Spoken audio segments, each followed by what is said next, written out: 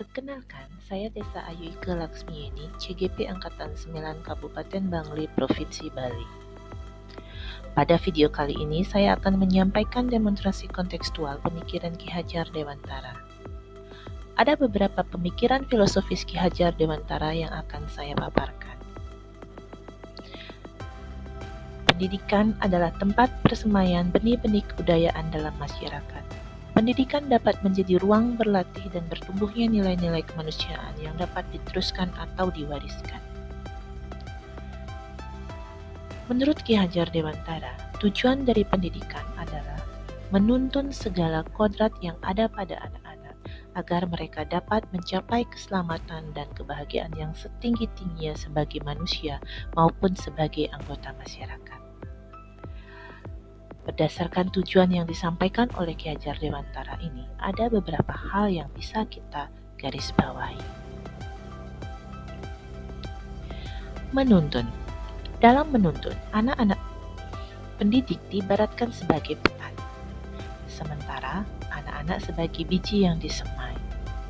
Seorang petani yang semula menanam padi, kemudian dirawat dengan sebaik-baiknya, diberi pupuk, disiram, dan bibit yang digunakan juga merupakan bibit premium.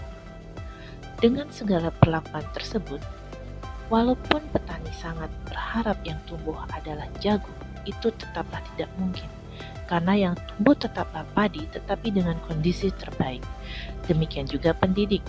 Pendidik tidak bisa merubah anak-anak sekehendak hati, sama seperti padi. Anak-anak juga memiliki hal yang melekat pada diri mereka yang tidak dapat kita rubah, melainkan dapat kita tuntun ke arah yang lebih baik, atau yang sudah baik, kita tuntut menjadi yang lebih baik lagi, bahkan terhindar dari hal-hal yang tidak baik dari luar yang dapat membahayakan mereka. Dalam hal ini, pendidik berperan sebagai pamong yang menuntun dan mengarahkan anak-anak agar menemukan kemerdekaan dalam belajar. Dalam menuntun anak, pendidik perlu memperhatikan kodrat alam yang berupa lingkungan tempat tinggal siswa dan kearifan lokal siswa, serta kodrat zaman berupa perkembangan zaman yang dialami siswa. Tuntunan yang diberikan kepada anak seluruhnya ditujukan untuk kepentingan, keselamatan, dan kebahagiaan anak. Hal ini diistilahkan oleh Ki Hajar Dewantara sebagai pendidikan yang berhamba pada anak. Dengan kata lain, pendidikan yang berpihak pada anak. Pendidikan yang berpihak pada anak hendaknya berpusat pada kepentingan anak, menyenangkan bagi anak dan tidak membosankan. Menurut Ki Hajar Dewantara, dengan adanya budi pekerti, setiap manusia berdiri sebagai manusia. Pendidik dalam pendidikan itu berkewajiban dan berkuasa menebalkan segala tulisan yang suram dan yang berisi baik, agar kelak nampak sebagai budi pekerti yang baik. Segala tulisan yang mengandung arti jahat hendaknya dibiarkan, agar jangan sampai menjadi tebal, bahkan makin suram.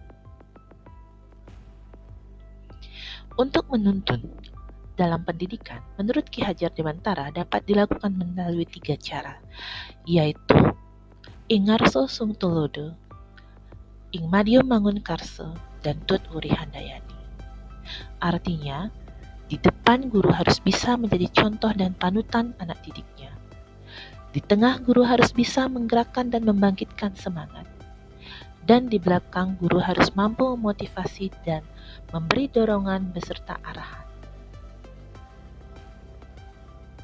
Melalui pendidikan, perubahan yang diharapkan pada anak adalah anak akan tidak saja memiliki pengetahuan dan keterampilan, melainkan juga memiliki budi pekerti yang luhur, sehingga anak dapat mencapai keselamatan dan kebahagiaan yang setinggi-tingginya sebagai manusia maupun sebagai anggota masyarakat.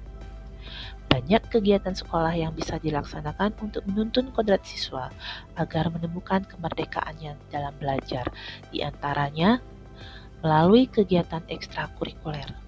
Bakat dan minat anak-anak yang beragam dapat diwadahi dalam berbagai ekstrakurikuler baik olahraga, seni maupun ilmu pengetahuan dan teknologi. Bakat dan minat anak juga dapat digali dengan mengadakan berbagai lomba yang dapat dijadikan sebagai tempat mengasah bakat mereka. Pembelajaran yang berpusat pada siswa diarahkan menuntun kreativitas dan inovasi anak-anak serta mengenalkan teknologi sesuai dengan kodrat zaman mereka. Pembiasaan dilaksanakan untuk melatih kecerdasan budi pekerti mereka. Demikian yang dapat saya sampaikan terkait pemikiran filosofis Ki Hajar Dewantara, dan terima kasih.